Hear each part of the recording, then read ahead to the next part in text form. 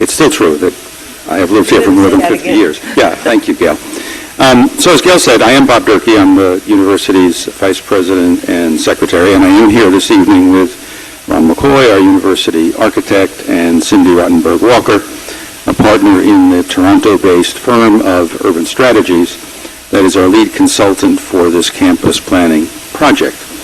I want to point out that also here this evening is the other Urban Strategies partner who is co-leading this project, Warren Price, who is sitting in the audience, and as Gail said, a number of our colleagues from the university, including our Director of Community and Regional Affairs, Kristen Applegate.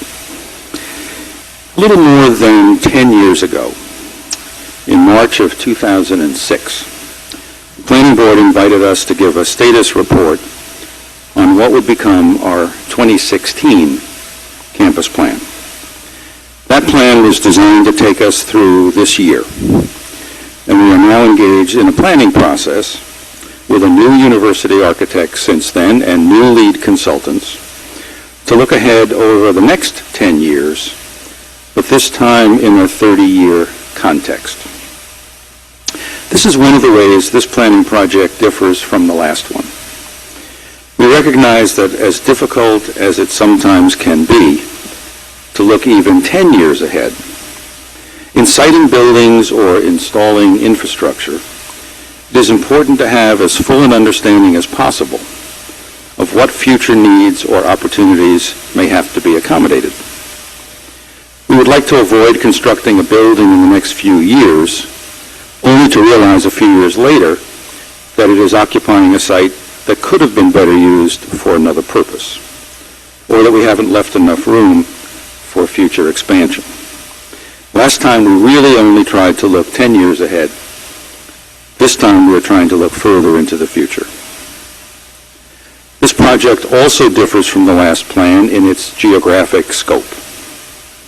Last time we focused on what we might refer to as the central campus, largely consisting of lands south of Nassau Street, north of Lake Carnegie, and west of Harrison Street. This time we were looking at essentially all of the university's campus lands. And I say it that way because we are not looking at our Forest Hall Center properties. Among other things, this means we are beginning to take a holistic look at how the lands across the lake in West Windsor, many of which we have owned for almost 100 years, might over time be used to support the university's educational and research mission. Another major difference between this planning project and the 2016 plan is its starting point. Last time we began knowing that there were certain buildings that needed to be sited. That was not true this time. We were looking for a planning framework to help us make decisions about future land uses when the time came, but we didn't have an inventory of projects ready to go. Since then, our planning has been informed by a strategic planning process that has identified some priorities. For example, creating a new residential college to accommodate a 10% expansion of the undergraduate student body, and providing more and better space for engineering and environmental studies. Before we can go forward with any of these projects, we also have to complete a capital planning exercise to determine what we can afford to do and when. As you would expect, many of these projects will require raising the necessary funds before we can proceed with them. But when we are ready to proceed with them, we will have the benefit of this planning as we make decisions about where they can best be located.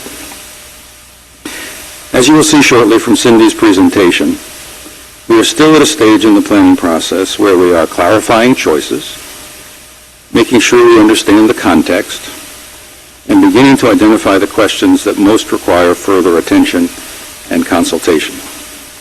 We are very much midstream. Our goal is to complete the planning process about a year from now. And we welcome your questions, comments, suggestions, and advice this evening, and as the planning process continues to evolve in the days and weeks ahead.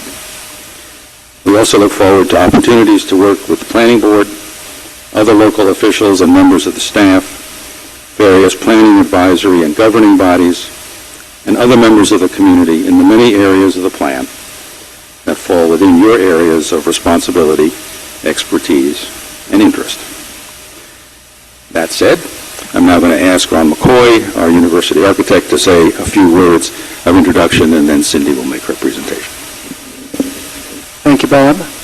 Let me say a bit about how we think about planning for Princeton University. Modern campus planning is extremely comprehensive and collaborative. When we think about the growth of the campus and the addition of any new facility, we're not just thinking about land use. We have to give equal consideration to the impact of that building on the university community and the neighboring community.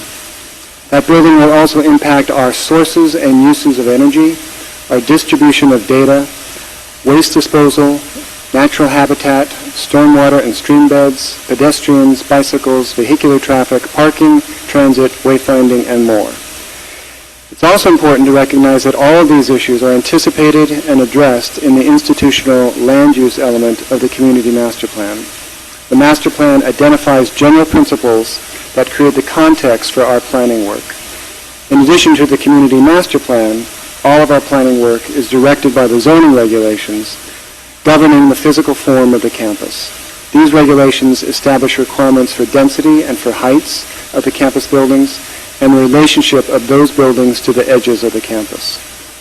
All these issues are essential elements in our planning, and as Cindy will show in a moment, our planning team is comprised of consulting experts for each one of these specialized topics. To ensure our team would acquire a thorough knowledge of the Community Master Plan and the municipal zoning regulations, we organized during the early days of the project a 2-day zoning boot camp that introduced them to the complexities of our situation. If the Community Master Plan and the zoning regulations are the context for our planning, then the foundation is established by the campus planning principles. These principles, which Cindy will describe in her presentation, reflect the fundamental values of Princeton University, and they establish the criteria by which we will evaluate the success of the plan. Let me say now a little bit about Urban Strategies. The firm is located in Toronto, and they're experts in regional planning, city planning, and campus planning. In addition, they have expertise in topics such as smart cities, regional growth management, sustainable community planning, policy analysis, and urban design guidelines. In searching for a planning consultant for this project, we wanted a team with an interactive and participatory spirit, one that would work with us and work with the community. With that, let me turn it over to Cindy. Great. Thank you, everybody. Am I on? We're really